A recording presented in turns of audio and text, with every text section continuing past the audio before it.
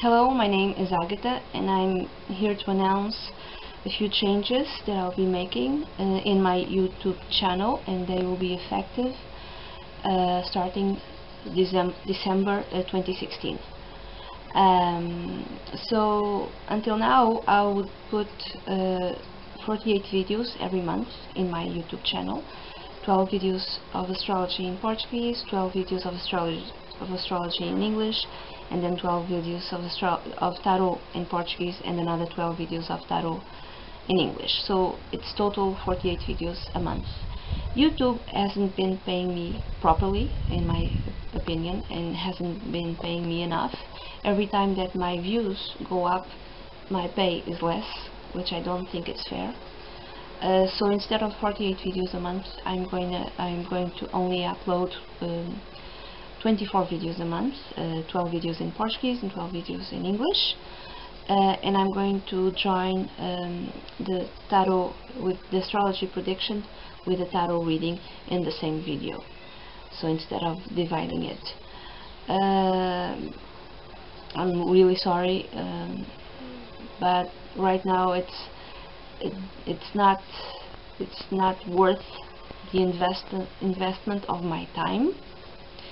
And to give you an example, I need a proper camera to record, and I don't have money to do that. So there's no point in investing so much time and effort in something that I see it's growing, but it doesn't give me like monetary the return that I would expect.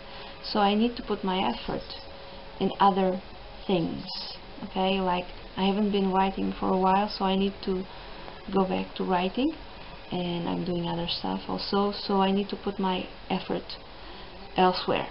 Okay, so again, I'm very sorry, but that's it. That's the announcement. Bye bye. Hello Cancer, this is the astrological reading for November 2016. The full moon happens on the 14th of November at 22 degrees of Taurus, and then the new moon happens on the 29th of November at 7 degrees and 43 minutes of Sagittarius. Oh my god, I look like an albino. I look so white. Okay. So, Cancer. This full moon at 22 degrees of Taurus, in your case, happens in your 11th house. Full moons are endings or culminations. It depends. It could be for some like the ending of a friendship. Even for some it could be the ending of a friendship because you find out that your female friend is having an affair with your spouse. It could be that. I hope it's not that, but I'm going to give all possible examples. It could be for any other reason, not necessarily because of that, but maybe because her life changes or his life changes. A friend, it could be a female or male friend. I'm saying female, why? Because Taurus is a feminine sign, and the ruler is Venus, the old ruler. I think the new ruler of Taurus is Ceres, and I don't know exactly where Ceres is, but the old ruler, which is still used, and the new ruler is, I think it's more or less, it's beginning to be established. It's not necessarily already established, but it's beginning. It's in the process of beginning to be established that the ruler of Taurus is in fact Ceres. Okay, but I'm going to use the normal ruler, the ordinary ruler that everyone identifies as the ruler of Taurus, which is Venus. Venus rules Libra and Taurus. Okay, so Venus is right now on the 14th of November. She is in the sign of Capricorn, which is a female sign also. There's like both indications that if there's some sort of ending with the friendship, this friendship is most likely a female, not necessarily, but most likely. Now I gave the example of she's cheating on you, or she's like having an affair with your spouse, your long-term partner, something like that. Not, it's like I prefer to give all radical examples, all possible examples. I'm not saying that this will be, in fact, I'm sorry, the way it is. It could be something else, like something changes in her life and she needs to move away. She gets offered like this great, fantastic contract to go work abroad, for instance. And she goes, and this is why the friendship ends. You know, because she's now working in, I don't know where, Russia or whatever, or America. And this is why, not necessarily the friendship ends, but you will not be seeing her as much. Or it could be like something, a culmination in the life of a friend. So this friend could get married. This friend could become a father or a mother, a parent. This friend can finish up, you know, a college education. This friend might open a store that she could be a he, always wanted to open, you know, something to do with within the life of a friend. It could be because it's the 11th house. This full moon happens in Taurus in your 11th house. The 11th house is the house of long-term plans, of wishes. It could be that a long-term plan that you had finally comes to fruition, you know. And I'm going to give an example. Imagine that you wanted to have like this big wedding, big, fantastic, amazing wedding, but it was going to cost you. So you've saved and saved and saved and saved. Taurus likes to save. And finally, around the 14th of November, you have that money put away, and finally you can fulfill your long-time dream of having like this great, fantastic wedding, because you have the money to fulfill that dream, to fulfill that wish, that goal. It could be something else. Let's say you're saving up with your spouse or your partner to finally be able to afford a house. You know, that's your dream. That's your long-term goal that you have for a very long time. And you have that money put away. Finally, you have it. Finally, you have the necessary amounts for you with a spouse, or not necessarily, could be you on your own, buy your house, you know. Could be that. What is this? Okay. So many different ways of reading it. It could be also money that you get from your profession, from your career. And it could be a sizable amount. Not necessarily. It could be, you know, something that let's say that you will not be unhappy with this amount that you gain from your career, your profession, something around those lines. And then, Cancer, new moon, which is new beginnings, on the 29th of November happens on your 6th house. This new moon, unfortunately, makes bad aspects, I'm sorry to tell you. It makes a square with Neptune in Pisces on your 9th house, and it makes another square with the North Node in Virgo in your 3rd house. It could be many things. The 6th house. It could be like that. If you're trying to find a new job, you'll find a new job, or something to do with your job changes. Let's say that you find a new job. This job things might not be clear. They're not telling you everything concerning this job. You know, they're like skimming the information concerning the duties and the chores that you'll have to do. I'm sorry to tell you, but they probably will lie to you. They'll not tell you everything. They'll say something, you only have to do this, and it turns out like it's like 10 times more you have to do. Let's say you're selling something. Okay, let's say you have a call center job and you have to call people and try to sell them something, whatever it is. You will not be given proper information about the product that you're selling. You will not be giving proper training about the product that you're selling.